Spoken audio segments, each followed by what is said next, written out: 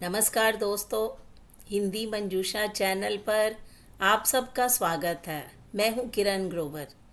आज 2 अक्टूबर 2024 का दिन है और महात्मा गांधी जी की 155वीं जयंती है। और आप सबको गांधी जी की जयंती पर हार्दिक बधाई।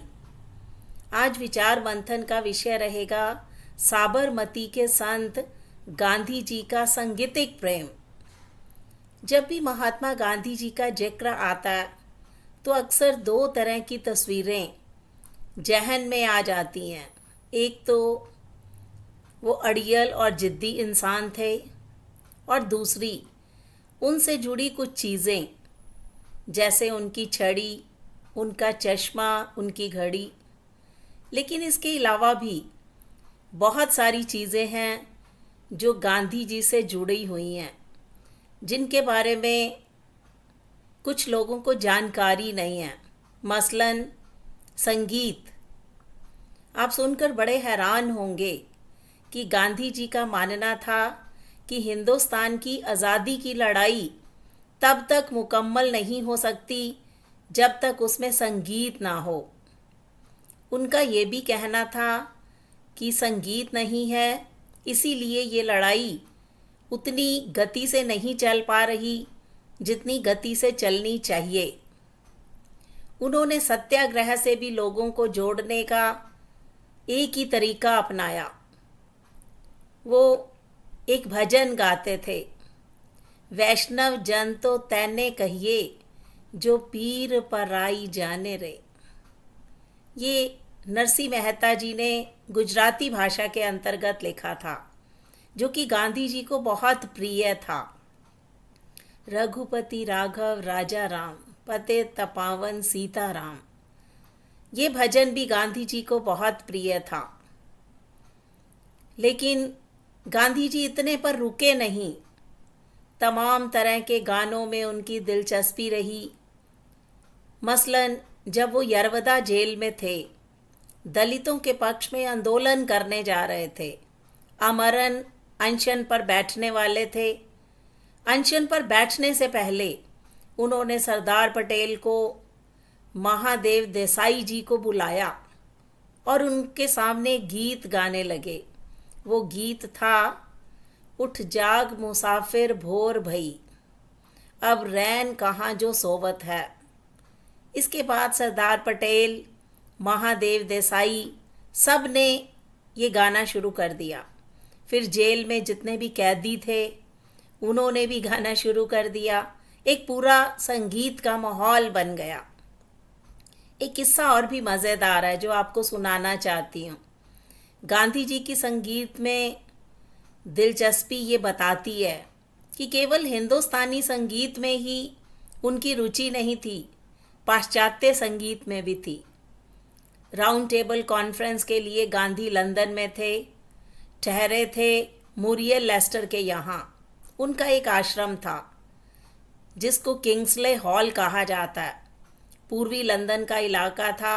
गांधी रोज़ शाम को जब भी अपनी व्यस्तता से फ्री होते, बैठकें करने से, बाकी काम करने से, तो किंग्सले हॉल के सभागार में चले जाते थे, क्योंकि वहाँ कुछ स्थानीय लोग इकट्ठे होकर एक गाना गाते थे।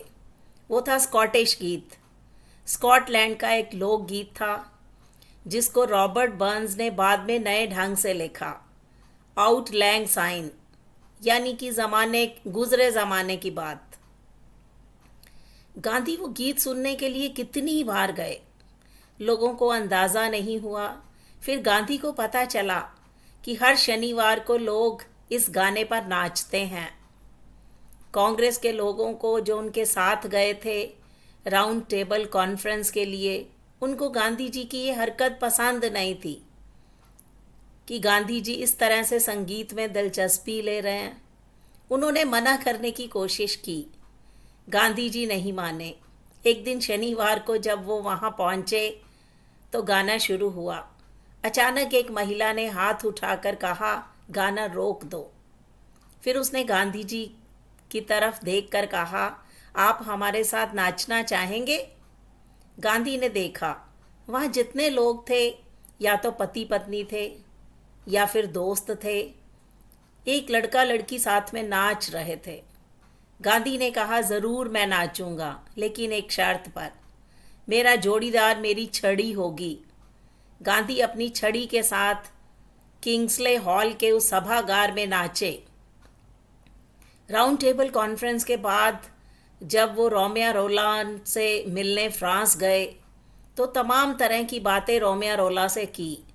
आखिर में रोमिया रोला से उनको पता था कि वो बहुत अच्छा पियानो बजाते हैं, तो उन्होंने कहा कि आप मुझे बीथोवन की 5वीं सिम्फनी सुना दीजिए।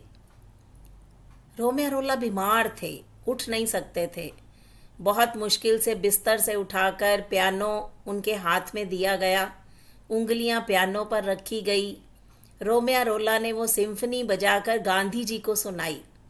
बाद में एक ग्रीक गाने पर जो रोमिया रोला से गांधी ने कहा नहीं था, तो उन्होंने अपनी तरफ से उसको बजाया।